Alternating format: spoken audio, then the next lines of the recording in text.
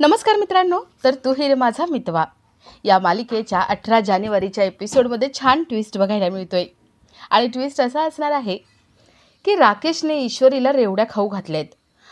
आणि आता राकेशला वाटते की ईश्वरीने ज्या रेवड्या खाल्ल्या आहेत त्या भांग टाकलेल्या होत्या आणि त्यामुळे तो वाट बघत असतो.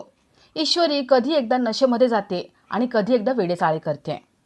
राकेशच्या मनात असतं की ईश्वरीला एकदा भांग चढली की तिचा गैरफायदा घ्यायचा. राकेश वाट बघत असतो.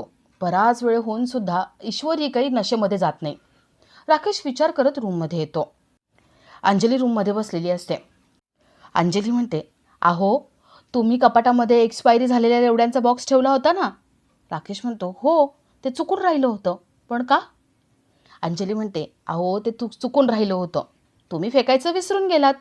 पण मी काय केलं माहिती आहे का, मी ते बॉक्स फेकून दिले आणि त्या जागेवर मी नवीन बॉक्स ठेवले जे तुम्ही ऑर्डर केले होते. राकेशला एकदम धक्का बसतो. राकेशला कळतं की आपल्या बावळट बायकोमुळे हा प्लॅन पण फसला. राकेश डोक्याला हात लावून बाहेर चिडचिड करत निघून जातो. तर इथे ईश्वरी अर्णवकडे येते. ईश्वरी अर्णवला म्हणते, अर्णव सर, माझी पहिली मकर संक्रांत आणि तुम्ही ती स्पेशल साजरा केलीत. Thank you so much. तुम्ही स्वतःच्या हाताने मला साडी दिली म्हणजे तुम्ही मान्य केलं आहे ना, मी तुमच्या आईची सून आहे. जर मी तुमच्या आईची सून आहे म्हणजे मी तुमची कोण लागते? अर्णव ईश्वरीकडे रागाने बघतो. ईश्वरीला कळतं की आता अर्णव काहीतरी बोलणार. ईश्वरी जर अशी घाबरते तिथून जायचं बघत असते. आता अर्णवला पण कळलेले की आपल्या आईने ईश्वरीला कौल दिलं आहे, पण नेमकी गडबड काय आहे हे अर्णवला कळत नाही. आता अर्णव या सगळ्या प्रकरणाच्या मुळाशी जाईल का हे बघणंही तेवढंच इंटरेस्टिंग असेल. तर या सगळ्याची सुरुवात कशी होते ते थोडक्यात पाहू. तर मालिकेत आपल्याला असं बघायला मिळतं आहे की हळदी कुंकवासाठी सगळ्या बायका घरी आलेल्या असतात. सगळे ईश्वरीची वाट बघत असतात. आलेल्या बायका विचारतात, अहो तुमची नवीन सुनबाई येणार कधी? किती वेळ लावते तयार व्हायला? वल्लरी म्हणते, अहो काय ना, आमची नवीन सुनबाई मिडल क्लास फॅमिलीतली आहे ना. एवढं मोठं घर, दागिने, सणवार हे तिने कधी बघितलंच नाही. आत्ता बघतीये ना ती, आणि मग तिला होतंय काय करून काय नको, म्हणून अशी बावरली असेल, म्हणून वेळ लागत असेल. वल्लरी तोंडाचा पट्टा सोडते आणि अविनाश तिला शांत बसायला सांगतो. तेवढ्यात तिथे ईश्वरी येते.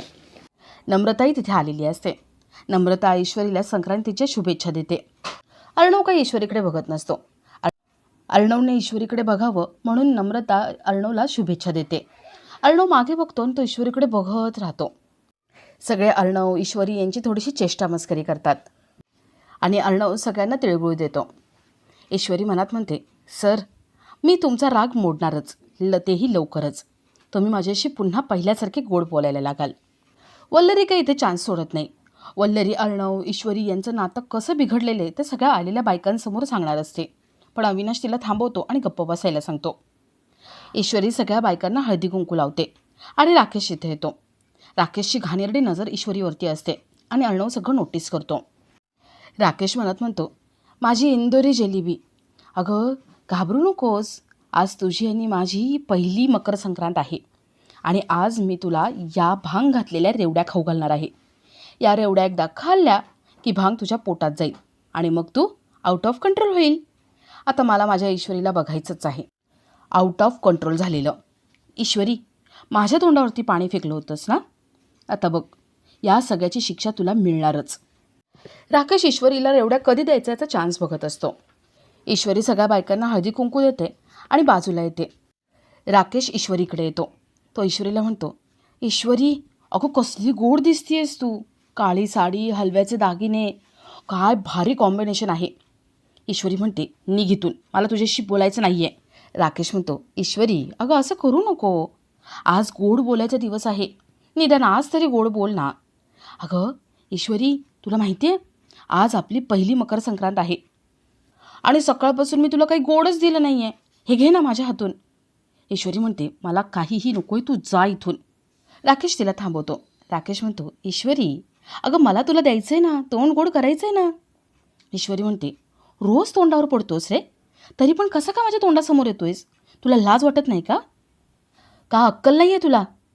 राकेश म्हणतो, ईश्वरी तू समोर आलीस ना की डोकं काम करायचंच बंद होतं, फक्त हार्ट काम करतं, धगधग धगधग धगधग होत राहते. ईश्वरी घे ना गं माझ्या हातून गोड. ईश्वरी म्हणते, तुला मी सांगितलं आहे हां, माझ्यापासून लांब राहा. आणि अर्णव सर आहेत ना, अर्णव सर बरोबर तुला तुझी लायकी दाखवतील. त्या दिवशीचं विसरलं आहेस का, तोंडावर पाणी फेकलं होतं ते? चल आता बाजूला हो. राकेश म्हणतो, नाही गं, मला नाही बाजूला व्हायचं आहे, मला तुला गोड खाऊ घालायचं आहे. ईश्वरी त्याला चाकू दाखवते. राकेश म्हणतो, बाप रे, चाकू? अगं आजच्या दिवशी खून खराबा नको. जा जा, मी घाबरलोय, जा तू इथून. ईश्वरी तिथून निघून जाते. राकेश मनात म्हणतो, ईश्वरी, आज संक्रांत साजरी होणारच, आणि तीही माझ्या स्टाईलने. राकेश रेवड्यांचा बॉक्स घेतो आणि बाहेर जातो. तर थोड्या वेळाने हळदी कुंकवाचा कार्यक्रम पार पडलेला असतो. सगळ्या बायका निघून जातात आणि सगळे हळदी कुंकवाच्या कार्यक्रमाचं कौतुक करत असतात. अंजली म्हणते, ईश्वरी, तू आईची साडी नेसली आहेस ना, खूप छान वाटतेस. असं वाटतंय आई आजूबाजूला आहे, आईची आठवणच येते. वल्लरी म्हणते, अंजली, खरं तर आहे ना, ईश्वरीला ही साडी नेसायला नको होती. ईश्वरीला कळायला हवं होतं. सात्विकात आईची साडी आहे ही, ही जपून ठेवायला हवी होती. पण ही काय करतीये, नेसून खराब करतीये. हो ना, हेच करायचं आहे ना तुला? अंजली म्हणते, नाही गं मामी, अगं आईची इच्छा होती ना, म्हणून तिने नेसली. वल्लरी अर्णवला विचारते, अर्णव, अरे तू कशी काय दिली साडी? अर्णव म्हणतो, आईची इच्छा होती ना, म्हणून तिने नेसली, तिला काही बोलू नका. अर्णव महत्त्वाचा कॉल आहे असं सांगून तिथून निघून जातो. राकेशला काय हीच संधी हवी असते. अर्णव निघून जातो आणि राकेश पटकन रेवड्यांचा बॉक्स घेऊन ईश्वरीकडे येतो. तो सगळ्यांसमोर ईश्वरीला म्हणतो, अहो ईश्वरीजी, मी मगाशी सगळ्यांना रेवड्या दिल्या, पण तुम्हीच नव्हतात, तुम्ही राहिलात, घ्या ना रेवड्या. ईश्वरी मामांकडे बघायला लागते. राकेश म्हणतो, अहो मामांकडे काय बघताय, हे बघा, हे तिळगुळासारखंच असतं, याच्यामध्ये तीळ आणि साखर आहेत, घ्या ना. ईश्वरी हातामध्ये रेवड्या घेते आणि मामांकडे बघते.